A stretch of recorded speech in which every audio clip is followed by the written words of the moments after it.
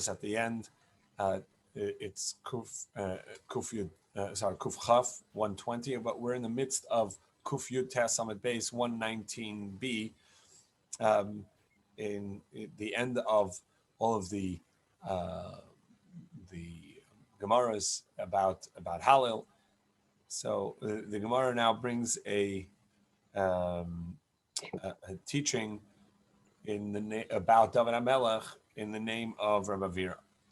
Darash Rabbi Avira. Rabbi Avira said a drash. Zimnin Amalem Mishmei Ravami. Zimnin Amalem is Mishmei Ravasi. Sometimes he said in the name of Ravami, sometimes in the name of Ravasi. So we have this teaching. What is the meaning that it says Vayigdal Hayeled Vayigamel? After Yitzchak is born, Abraham waited until the child became big. It says Vayigdal, he became Gadol, right, big. Vayigamel, and he was weaned. So it should have just said that he made a party for him when he was weaned, or that he became older and he made a party. What is this? Vayigdal Hayeled Vayigamel. So the drash on the Gomel here is the Gomel Chasadim, that when all the kindness of Hashem comes to Am Yisrael, the children of Abraham, in the end. Vayigdal Hayeled Vayigamel. Aser HaKadosh Baruch Hu la'aseh suda l'tzadikim b'yom sheyigamel chasda l'zar sheyitzchak. That Hashem is going to make a party for the children of Yitzchak, for Yitzchak, meaning for Abraham's progeny. When on the day that Hashem does completes the kindness of Hashem to the children of Yitzchak. This is smack in the middle of the daf. The beginning of the line is Lazara Shal Yitzchak. So at this meal that Hashem is going to make for the children of Yitzchak, for the descendants, when the kindness of Hashem comes to Yitzchak and his descendants. So they will give the cup of wine, which you say on benching, which we learned before, that because that benching requires a cup of wine. And so the cup of wine will be given to Avram Avinu. Said, why don't you lead benching? Levarech, in order to bench. And he says, Avram Avinu says, I'm not going to bench. Because I have a descendant of a child Yishmael. The descendants of Yishmael oppressed Bnei Israel, and I can't bench at this meal of the salvation of Am Yisrael. Yitzchak, so they say to Yitzchak, told Baruch. So why don't you, Yitzchak, take the bracha? He says, I cannot. Esav, because Esav came from me. Yaakov told Baruch. He said to Yaakov, why don't you lead benching? And married two wives in their life while they were alive. The Torah is going to prohibit it, and I did it, so I can't lead the benching. Moshe told Baruch, said to Moshe Rabbeinu, Moshe, you brought Am Yisrael, brought them the Torah and brought them to Eretz Yisrael, not into, but to. You lead. But I didn't merit to go into Eretz Yisrael. I can't lead. Not, I didn't go in my lifetime. I didn't even go in. I wasn't carried in after my death, like Yosef and the brothers. Yeshua told Avarech. So they say to Yeshua, you lead benching. He said, I didn't merit to have sons. The chsiv, as it says, Yeshua ben Nun. In regards to Yeshua ben Nun, it says in the pasuk, Nun b'no Yehoshua, and Nun b'no Yehoshua. That Nun it was a son, and Yehoshua was a son, but that it ended there. So they said to David, why don't you lead the benching? He said, I will. And it is appropriate for me to lead the benching. Shenamar, as it says, Kos Yeshuos Asa. I will lift up the cup of salvation of Hashem Hashem Ekra, in the name of Hashem I will call out. Now, obviously, David also had a son or children that were not that great. So it should have been like Avram and Yitzchak and Yaakov. Yaakov didn't want to bench because he didn't marry according to the Torah David had his own issues with Bathsheba. So what's going on here? There's a couple of interpretations or explanations of this. One, by Abraham, it says that Hashem knew Abraham, so Hashem interacted. Because he will teach his children and his descendants after him, as it says in that pasuk, "Lasos tzedakah u'mishpat," to do righteousness and justice. There's a balance between strict justice and tzedakah and the kindness that comes along with it. And the pasuk says about David that that asa tzedakah u'mishpat, that he did, so that the fulfillment of the representation of the purpose of Abraham is in David. However, obviously, the question is still there but he had his own sins and his own descendants that were lacking. But David is, Chazal tell us that was make him ula shel tshuva. David established or upheld the highest forms of tshuva, and that the Gra says is that he knew that he was imperfect, and he upheld the height of tshuva to know that even though one is imperfect, they could lead the bracha to Hashem because of that change, because of the tshuva. And so there's no greater time at tshuva when ultimately the world is fixed and redeemed, and the geula shalema b'meir v'imenu. So therefore, David will lead the benching at that point.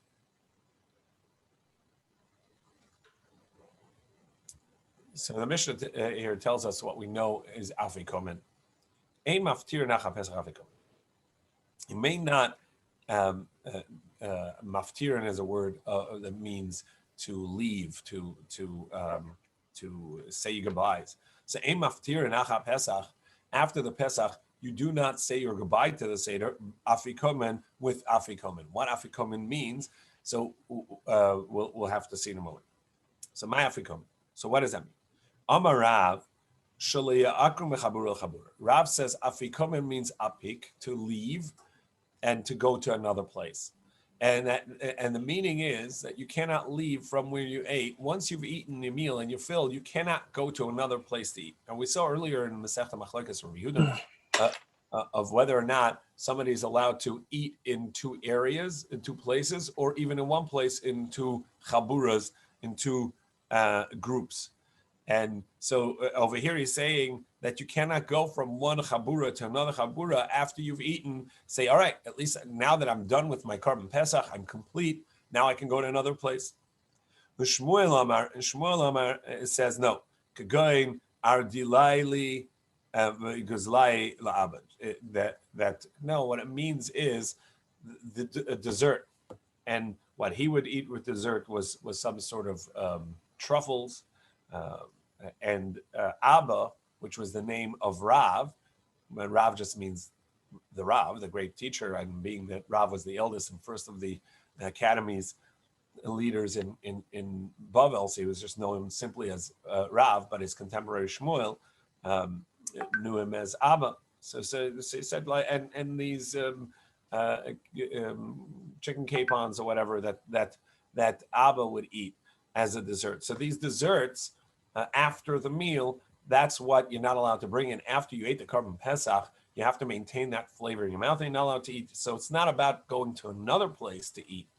But Shmuel says even in your own place, you're not allowed to eat after the Korban Pesach. So afikomen is the dessert. Rav Chanina Meshila Rabbi Yochanan Amru. So Rav Chanina Meshila and Rabbi Yochanan said, "Going to Marim Klois Vegois." It's fruits, dates, toasted oats, toasted wheat berries, nuts, etc. So it's a dessert, and so both Shmuel and Rabbi Yochanan say you may not eat even in your own place after you ate the Korban Pesach. You have to maintain that flavor. Tani Kavasid Rabbi Yochanan. So we have a brisa that concurs with Rabbi Yochanan and supports his idea, because it says, "Emaftirin acha Pesach," you may not have something, or as we said, it means sort of like say a goodbye greeting to the Korban Pesach. Kagoin and Tamarim Kaloisagaz. And so you can't have the after. It's the same term for Haftorah, right? So Maftira Nacha Pesach. You can't have a concluding part of the meal after the Pesach, such as eating dates and toasted nuts. Amar Rabbi Yehuda Mashmuel. So Rabbi Yehuda said in the name of Shmuel, just as you're not allowed to eat after the Pesach, today we don't have the Korban Pesach. So we eat a matzah at the end of the meal, a zecher leKorban Pesach. And remember, it's a Korban Pesach. So the meal begins, we eat a kazayas matzah, or 2 kazayasim could be, of matzah, and an olive size or 2. And then we eat maror, and then we eat the korech, as the Hillel sandwich, the sandwich of matzah and maror combined. And then at the end of the meal, as we were supposed, we'd be eating the Pesach. As we saw before, the Korban Pesach is nechal ala seva, has to be eaten when you're full.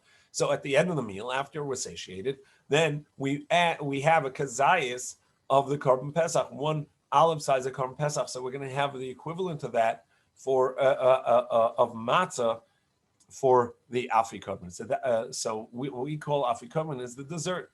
The dessert being instead of a Korban Pesach, it's another piece of matzah. We're ending the meal with the flavor of the Pesach or the flavor of the matzah in our mouth, and we have another kazayas at the end of the meal.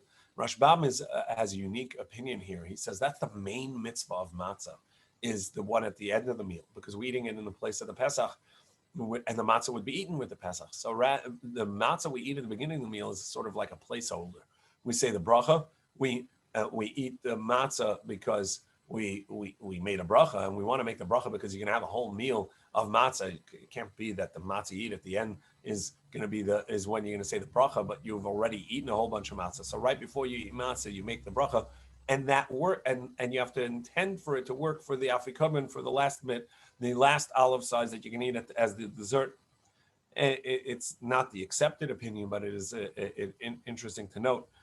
In any case, we do eat a kazayas at the end, and after that last kazayas of matzah, we don't eat anything else to maintain the flavor of the matzah in our mouth.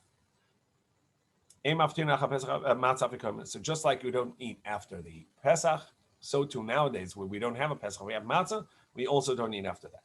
Tanan. So we learned in our Mishnah in our Mishnah it says after the Pesach you don't eat any dessert. So you don't eat dessert after the Pesach. But after the matzah would indicate you are allowed to eat a dessert. Gemara says, no, I don't have to tell you. I don't have to tell you after matzah, which has a pretty weak taste. Doesn't have a very strong taste.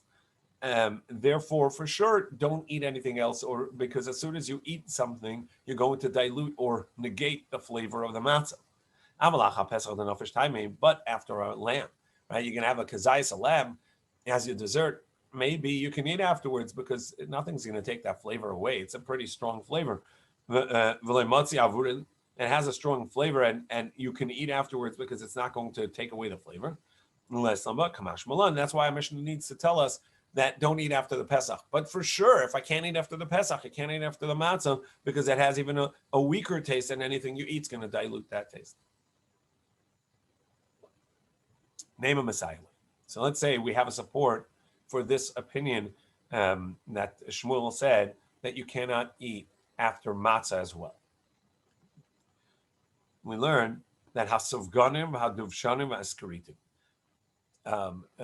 Non-halachic matzah, that's kosher Pesach. Somebody made a suvganin. It's a soft matzah, sort of like a soft dough. Vaduvshanin, that's like an egg matzah or a sweet matzah. Maskaritin, another type of sweet matzah. Other mamalik kresim, spiced matzah. So you can eat them on Pesach. The Gemara says, as long as they're made kosher for Pesach, they're not chametz. You can eat them, and you can actually fill yourself with it. As long as in the end you eat a kazayas of matzah, of proper matzah.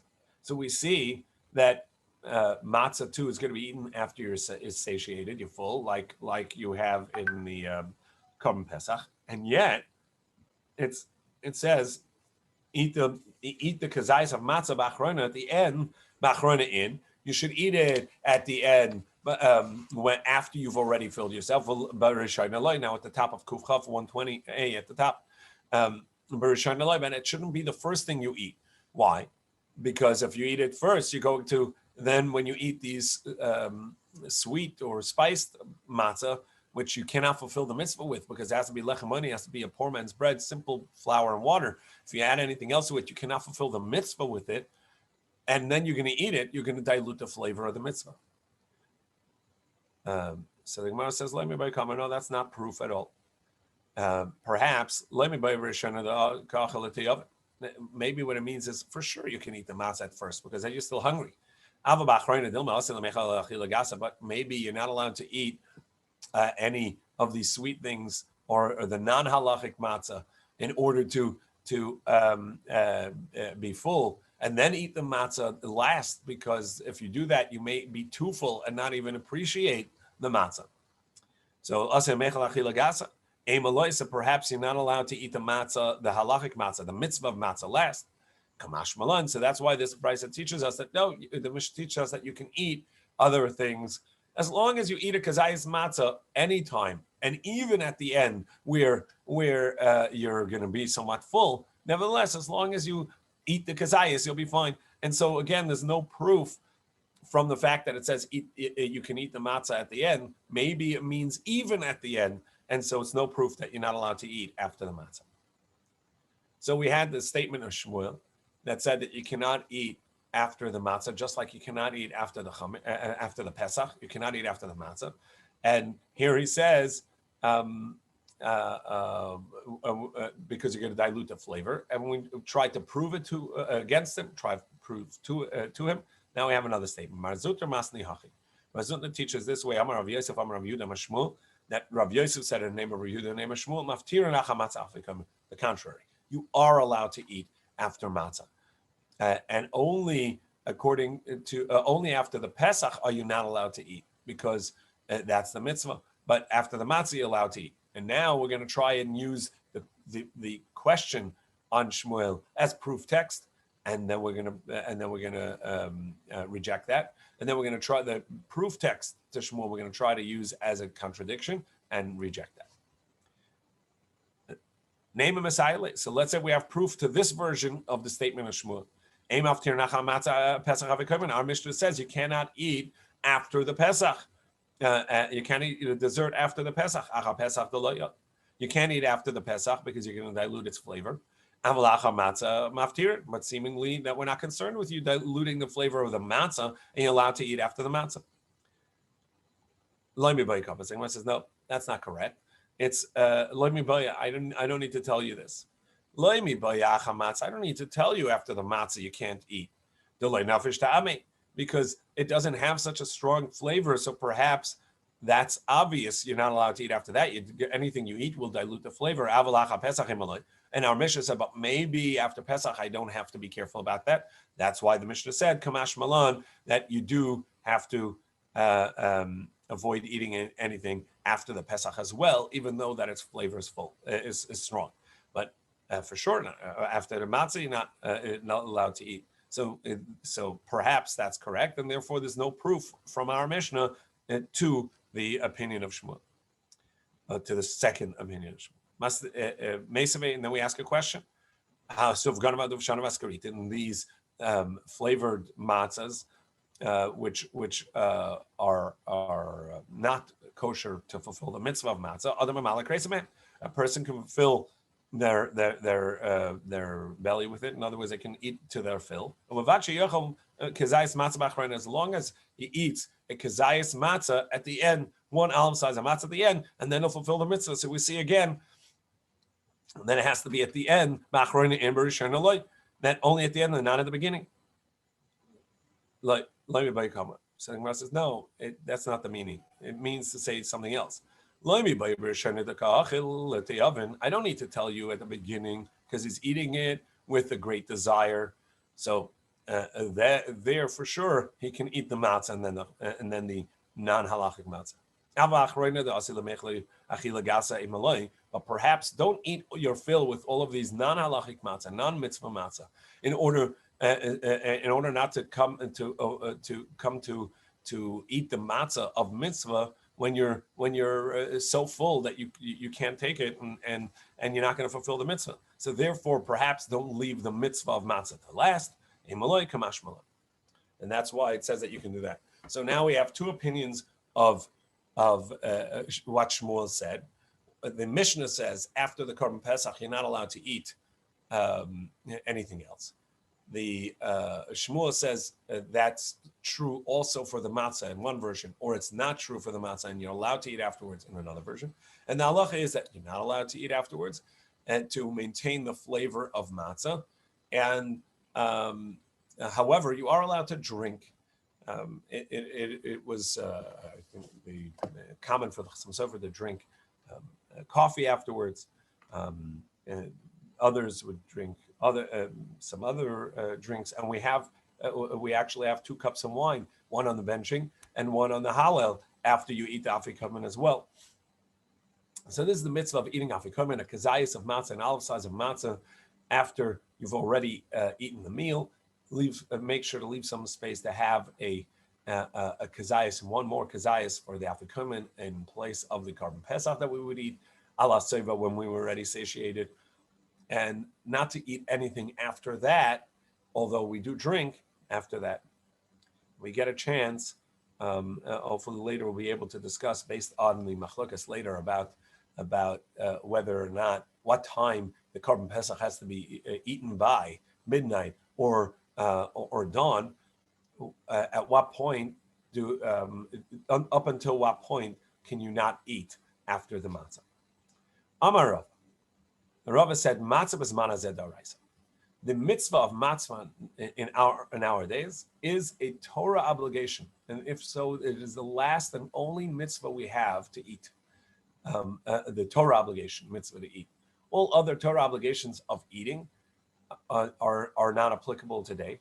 The only one we have left is the matzah. What a great opportunity we have in just a few days to fulfill this mitzvah that comes once a year, to the Torah obligation of eating matzah at the night of the Seder. And the other mitzvahs that we have, even though that they're based on the Torah, we see, like Maror d'Rabbanan. Maror is the Rabbanan because it's bound with the Korban Pesach, and we don't have the Korban Pesach. So Gemara challenges that. He says, why is that? And by the way, this is the halacha, that the matzah is the oraisa, like Rava said. Umayshna maror. Why is maror considered rabbinic? Even though the Torah says you should eat maror, al matzah samarorim yachlu, but it's connected to the Korban Pesach. So the chsiv al matzah samarorim yachlu, you will eat the Korban Pesach together with matzah and maror. So bizman the ikka Pesach, if you have the Korban Pesach, yesh maror, then there's the Torah obligation of eating maror. Bizman the leka Pesach.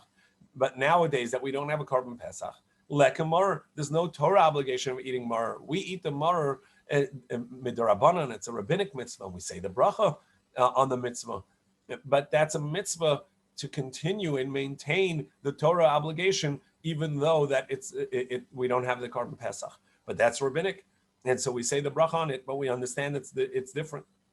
Matzah nami. So Gemara says, why do you only link the maror? Matzah is also connected. Haksiv al matzah samar michlu. It says the matzah and maror you should eat with the Korban Pesach. And Gemara says, yes, that's true.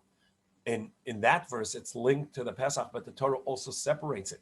Matzah mihadar hada bekra. The Torah restates it independently as well, because it says be'erev tochlu matzahs, in the evening of the 14th day. That evening, you will eat matzah, be'erev tochlu matzah. So we see that evening there's a special mitzvah of eating matzah, independent of the Korban Pesach, and therefore there's a mitzvah of eating the matzah together with the Korban Pesach, which in place of that we have the afikomen that we eat at the end as the remembrance of the Korban Pesach, and we have a separate mitzvah of eating matzah alone, be'erev tochel matzahs, and that mitzvah is a Torah obligation independent of the Korban Pesach. However, Rav Acha bar Yaakov disagrees with Rava and says, no, that linkage that the Torah puts together with the Korban Pesach of Maror is true for matzah as well. But Rava had a good point. The Torah independently says the mitzvah of matzah alone, in that evening you shall eat matzah. That's to tell you somebody who is tummy or is in a distant way and can't bring Korban Pesach. So you'd think, okay, he didn't bring a Korban Pesach. Perhaps he has no Seder to do at all. He doesn't have to have any mitzvahs that night. He's going to bring a replacement Korban Pesach next month, and he'll eat matzah with that. And tonight, he doesn't have to eat any matzah on the 14th at night, on the first night of Pesach.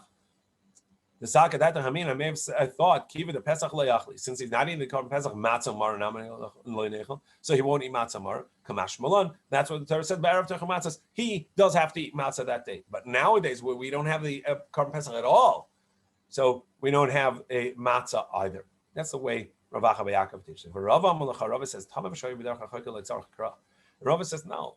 That person, why would he be any different? Why would we think that somebody that's tameh and can't bring a Korban Pesach, or is in a distant way and can't bring a Korban Pesach, that he can't eat the matzah? We already know that somebody is uncircumcised, somebody that didn't have a bris, or a ben nechar, somebody who's a foreigner, meaning he's not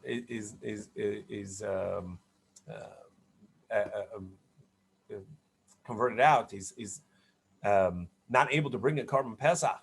The Tanya called Ora lo yochel bay. Anybody that's uncircumcised, didn't have a bris, can't eat of the Korban Pesach.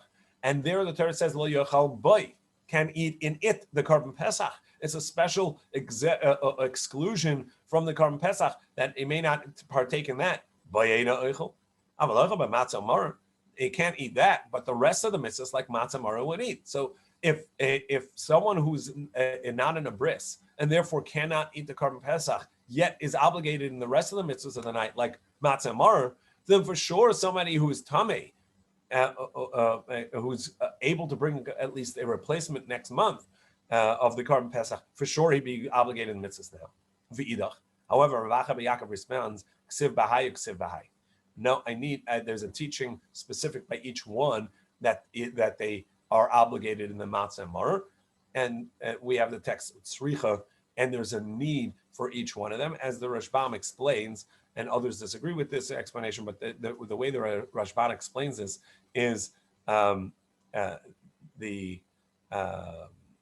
may have thought that the tameh, the person who is tameh now, because he has a replacement next month, he will end up eating matzah and mar together with this Pesach next month. So perhaps he doesn't have to eat a Korban Pesach now, and therefore the Torah had to say specifically that he would eat the Korban Pesach.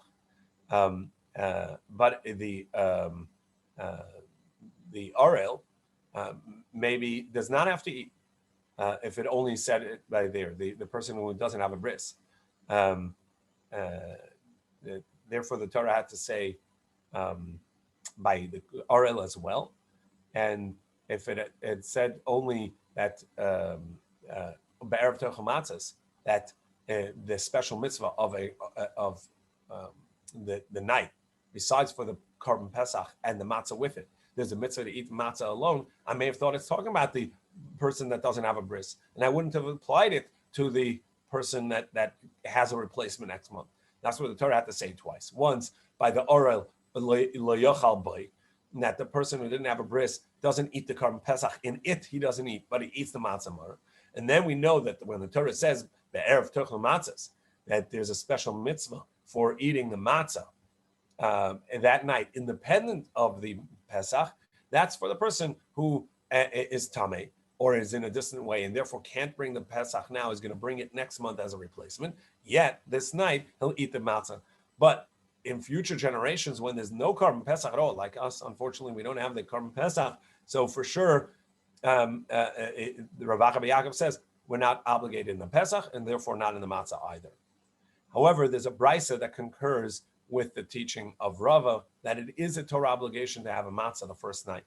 Tanikava say the Rava. The brisa teaches like Rava because there's a unique pasuk.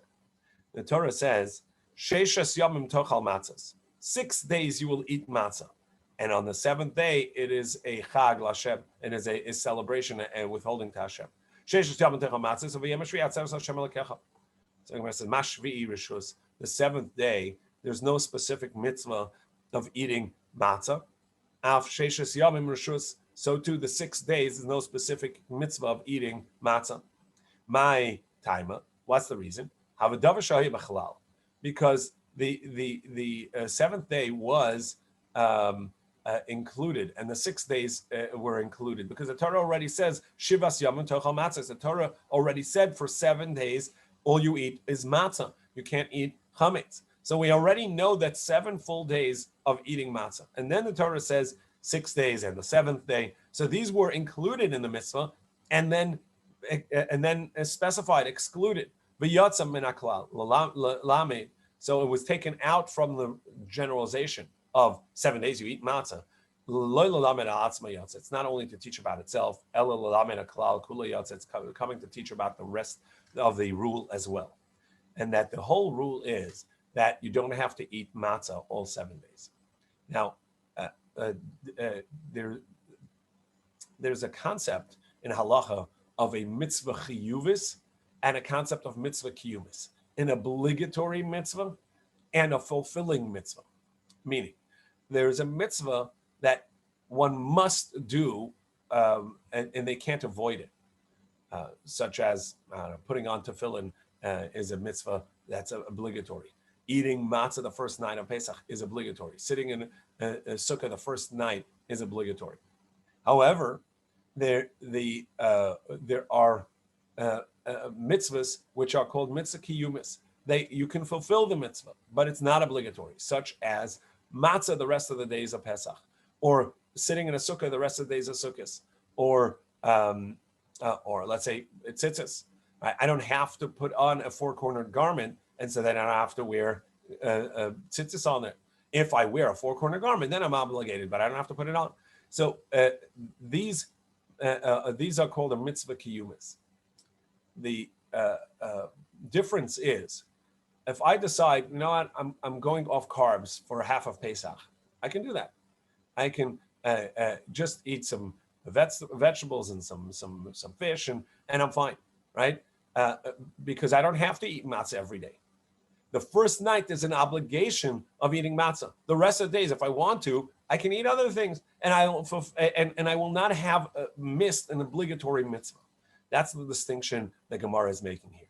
And the way Bnei Yeshuach, some or many others explain that there is a mitzvah kiyumis. There is a mitzvah. If you eat matzah, you will have fulfilled the mitzvah. However, there is no mitzvah chiyuvis. There's no obligatory mitzvah to eat matzah the rest of the days. If you want, you can hold back and say, I'm not eating any matzah. I'm not going to wash here for this meal. Just going to have some proteins or vegetables. However, the first night of Pesach, that's the distinction.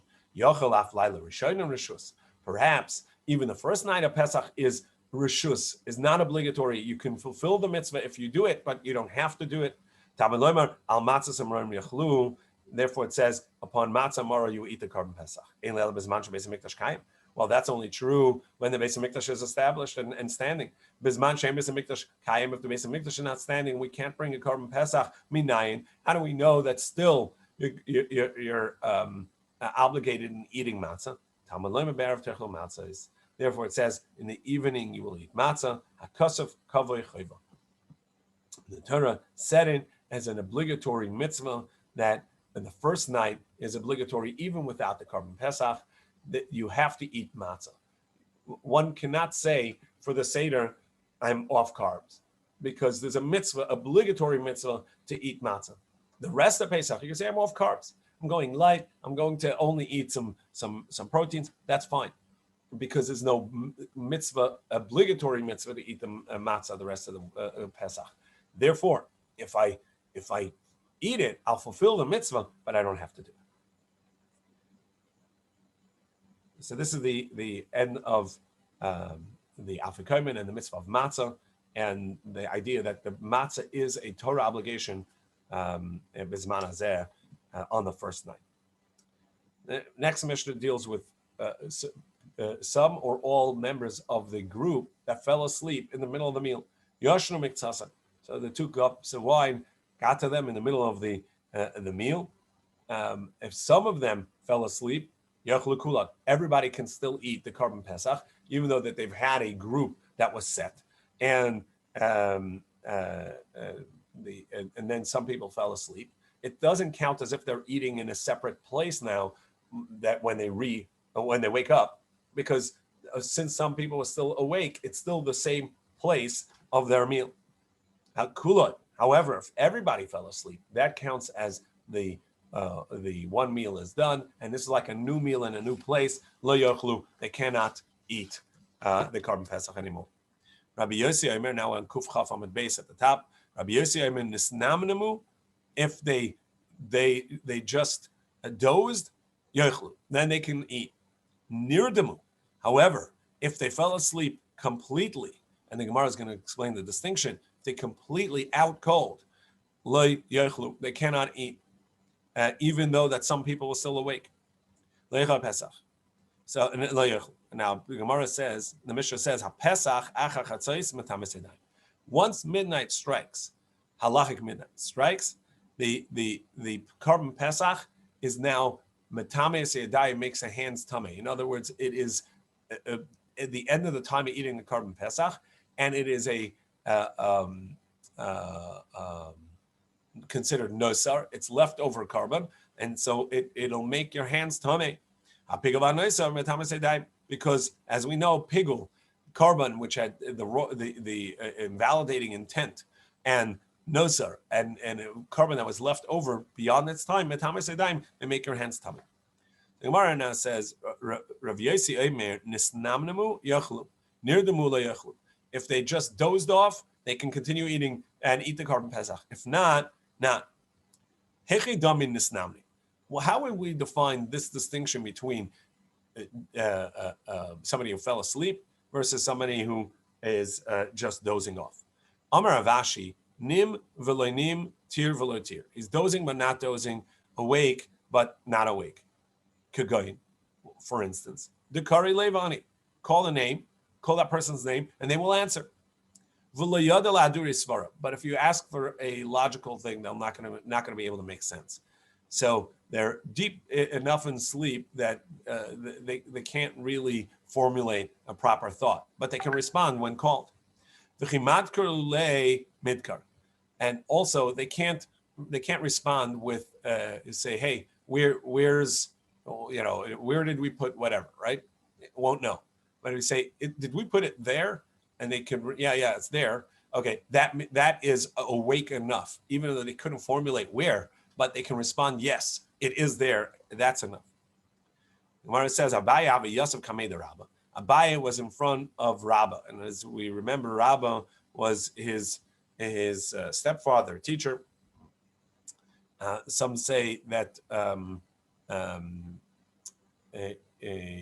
he may not have responded to his teacher this way, the way he did, and so therefore they suggest that the text is Rava, who was a colleague, a younger colleague of his.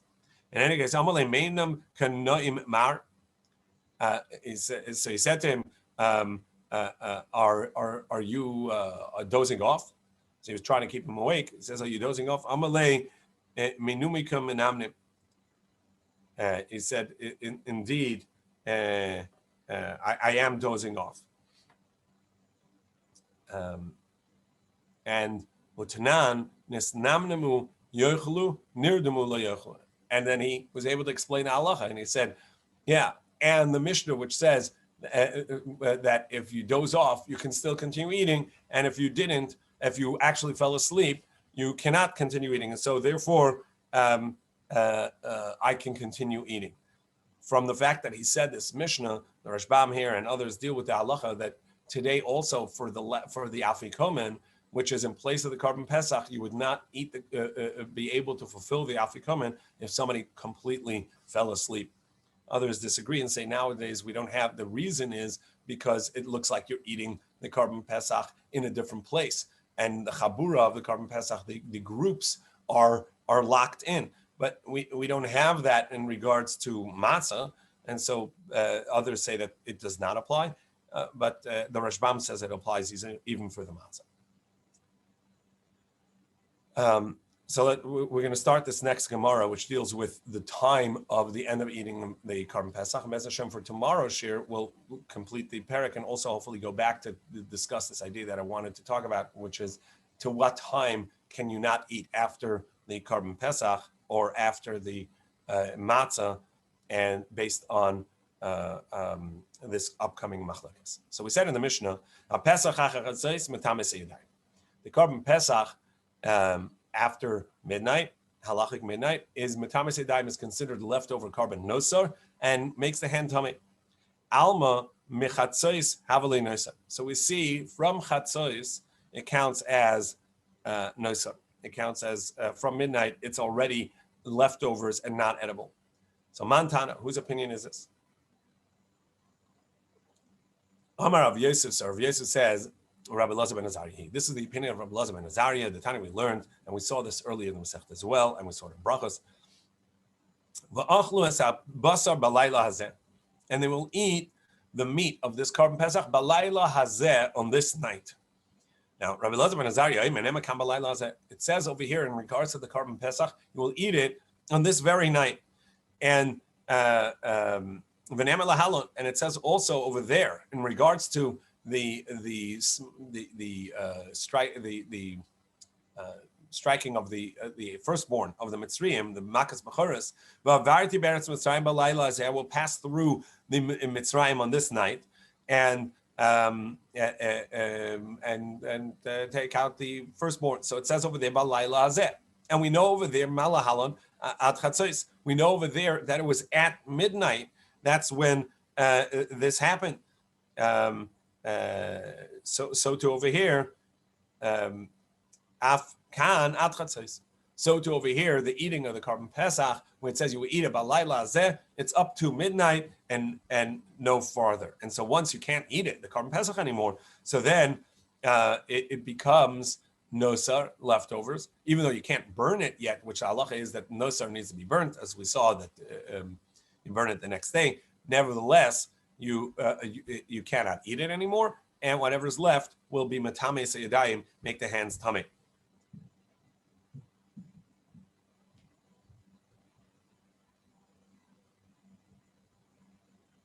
Amalei Rabbi Akiva, to which Rabbi Akiva responds to Rabbi Tzvi ben Azariah, says no.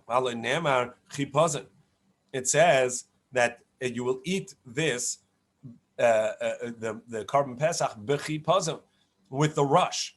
At Shas Chipazim. At what point was there the rush to leave Mitzrayim? That happened in the morning. They didn't leave until the morning. So at Shas Chipazim, until the moment of the rush where they were being rushed out, and which is in the morning, as it says in the pasuk that they weren't even allowed to leave their doorway, the houses, until the morning. So Rabbi Akiva says from the fact that the Torah said they would eat it b'chipazon, it means they were eating it perhaps at the morning, but until the morning, because that's the time of the chipazon, the time of the rush, and not beforehand. Rabbi Tzvi ben Azariah, the Rashbam explains that Rabbi Tzvi ben Azariah is going to respond, as the Gemara says in Brachos, that he says, no, the midnight was the rush. When the Egyptians tried to rush them out, they didn't go.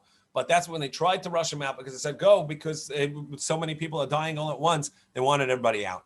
In any case, so we have this machlokes between Rabbi Tzvi ben Azariah that says that chatzos is the end of the time eating matzah, eating Pesach, and therefore the afikomen, and Rabbi Akiva says the end time for eating the Pesach is at dawn, and alos hashachar at the morning.